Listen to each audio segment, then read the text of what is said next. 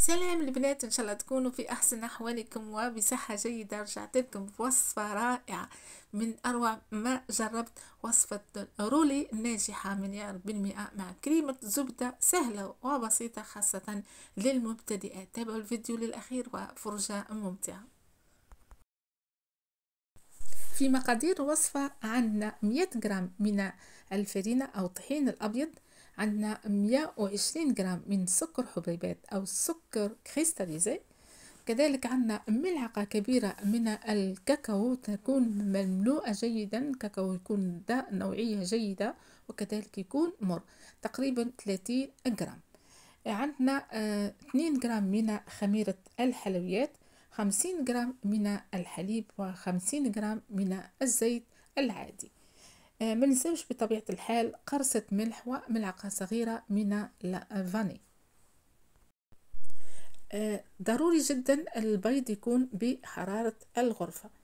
بالنسبة ل 100 جرام 120 جرام سكر، هاوليكم يعني ما يكونش الكاس مملوء جيدا.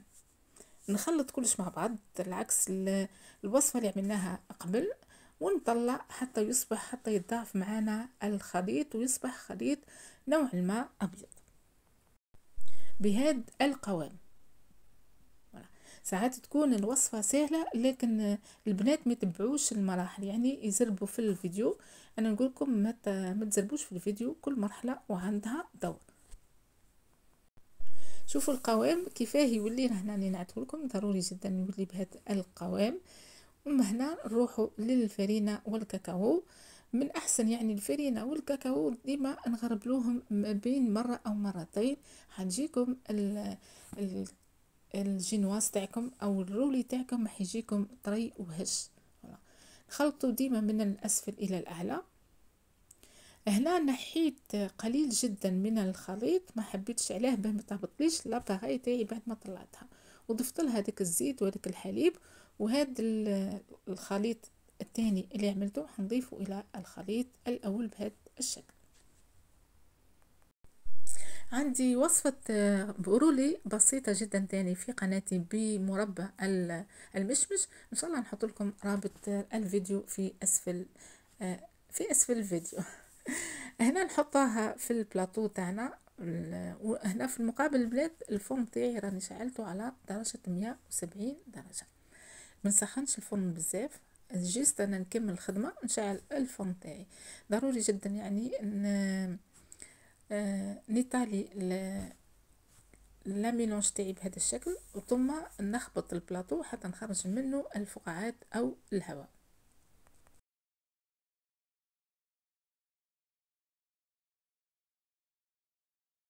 انا كيما طاب خرجته من الفرن، حطيته في بابي كويسان واحد اخر، وحاولت يعني هو سخون البنات، هو سخون. جيبوا كيما تشوفوا يعني الصورة ساعات توضح اكثر من الكلام. نجيبو هنا سيرفيت، لا سيرفيت تاعي مشمخه قليل مش بزاف، مش مبلوله بزاف، شمختها وعصرتها مليح كوم الفوق، وراح نخدم بها الغولي تاعي. هنا حنلم مليح بالسيرفيت وحنحطو ابار لمده ساعه باه نعمل باه ندير المونتاج. هنا كريمه الزبده تجيبوا 100 جرام من الزبده، طلعوها مليح مليح كوم الفوق. هنا أنا طلعتها بقليل من القهوه البارده. كيما تطلع معاكم يصبح الخليط ابيض، تضيفوا ما بين ملعقه او 3 من شوكولاته الطلي، اي شوكولاته الطلي عندكم.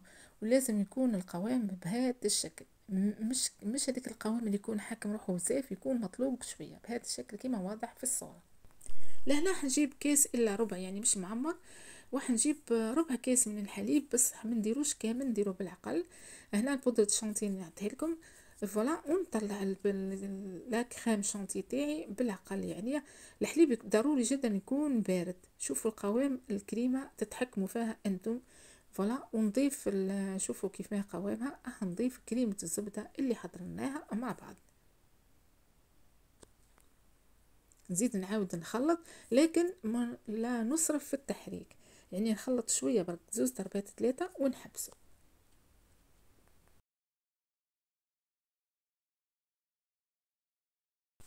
نجيو هنا بعد ما ارتاح معنا الغولي، قول ساعة أو ساعتين. نحيو ديك الأطراف اليابسة، نحاولوا نقصوها بالموس، نحيو الأطراف باش تجينا خدمة نقية ونظيفة. كي نجيو باه نروليوه يبان هذاك الكريمة اللي من داخل تبان. ديما نحيو الأطراف هما يابسين.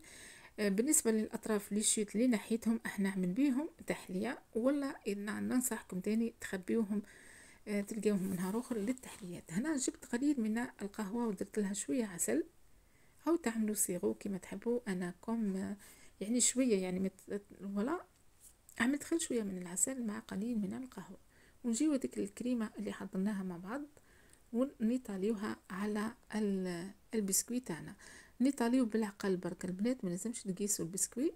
شوفوا كيف راني نخدم بالملعقه، ونخدم بالملعقه الصغيره ونخدم، يعني واضحة الأمور. وفي الأخير نحاول نطرحها مليح. هنا اختيارية، كان عندي مكسرات عملت له شوية من المكسرات. نعاود نروليه مليح بهذا الشكل ونخليه يزيد يعاود يرتاح.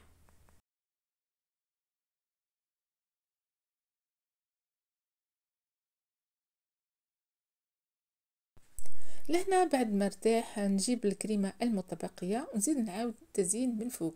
تزيين البنات في ايديكم، انا عملت هدية كفكرة، وانتم ممكن ما تعملوش الكريمة، ممكن تغربلوا عليه حتى شوية كاكاو ولا اي حاجة تصلح معكم.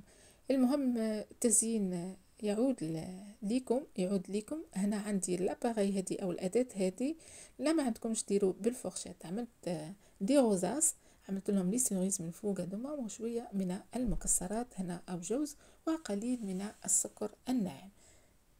جاء منظرها ما شاء الله يعني تحفة في الطعم وفي المنظر، يعني شكلها راقي جدا وجميل، لكن بسيطة جدا، وصفة بسيطة جدا. لذا حنشجعكم كامل تنوضوا تجربوا الوصفة هذه، خاصة لأفراد عائلتكم تفرحوهم بهذا الغولي السهل والبسيط، وكذلك الكريمة السهلة والبسيطة. شوفوا داك الغولي ما شاء الله جاء متماسك ما تكسرش معايا. هذا هو اكثر حاجه اللي اكثر مشكل اللي تقابل البنات، انهم الغولي يتكسر معاهم. نقسموهم، شوفوا كيف زيو طري مانيفيك. الكريمه ما نحكي لكمش واحد لوغو فيها، خاصه كي طلعتها بالقهوه. شوفوا داك القوام رائع جدا، شيتكم في الجنه. ويا ريت يعني اذا كان جربتوا الوصفه ابعتوا لي في الانستغرام او في الفيسبوك، ونحطكم في المنتدى. نقول كل عضوة أو كل مشتركة أو مشترك عندي وصل المرحلة هذه مينساش اللايك والبارتاج، ونقول لكم شكرا على تعليقاتكم وعلى دعمكم. دمتم في رعاية الله، والسلام عليكم ورحمة الله وبركاته. سلام.